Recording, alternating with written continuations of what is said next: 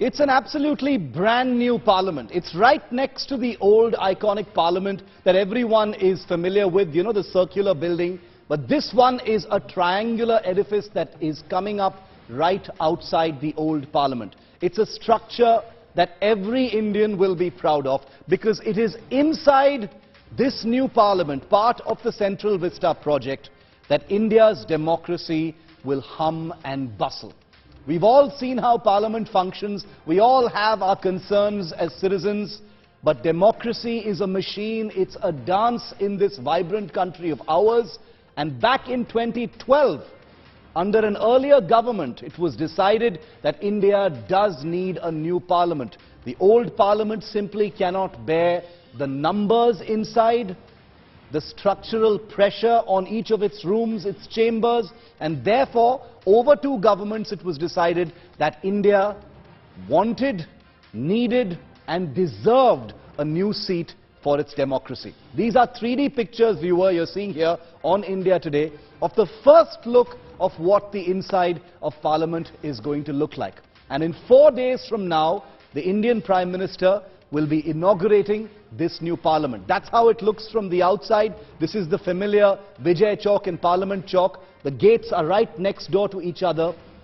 But there couldn't be more differences between the old and the new. Let's tell you a little bit more about this temple of democracy, because this is a building that has taken thousands of crores to build. It's part of an extremely ambitious project called the Central Vista Project, and this is only one element of it, but as you can see, it performs a very important role. It's a 4-story structure that's going to come up there. It's already going to be inaugurated. 64,500 square meters is the total area of the new Parliament building. It has been developed by private sector giant Tata Projects Limited. They're the lead company that has designed and made this entire building.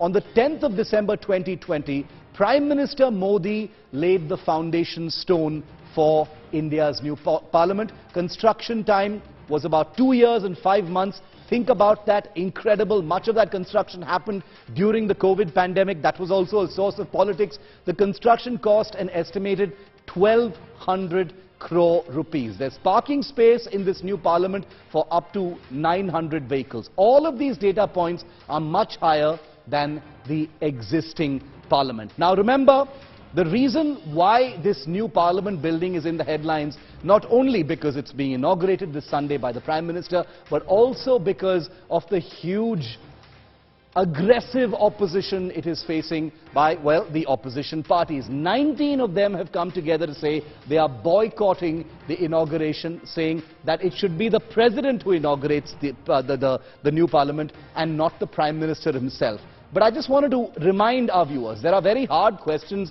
that one must ask the government at all times, including on the Parliament itself.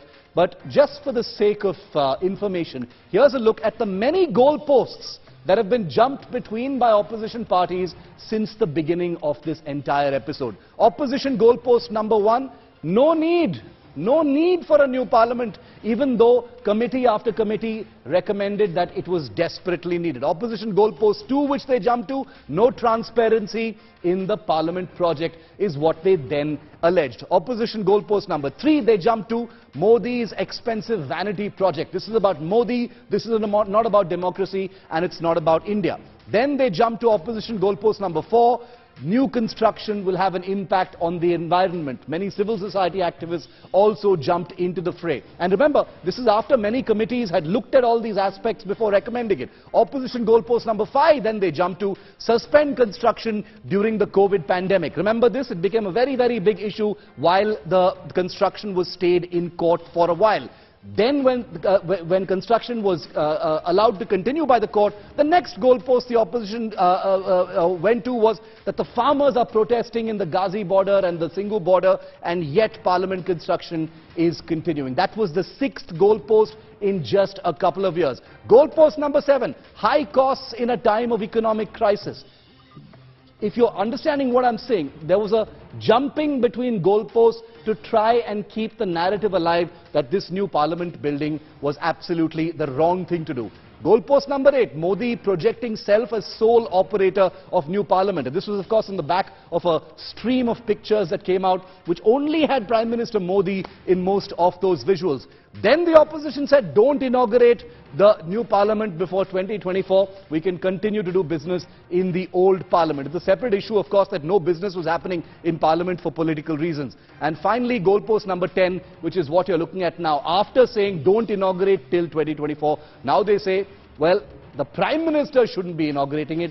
It should be the President, the head of state, who inaugurates it. So, no judgments here. This is just the many goalposts that have been shifted by the opposition on the one issue of this new parliament.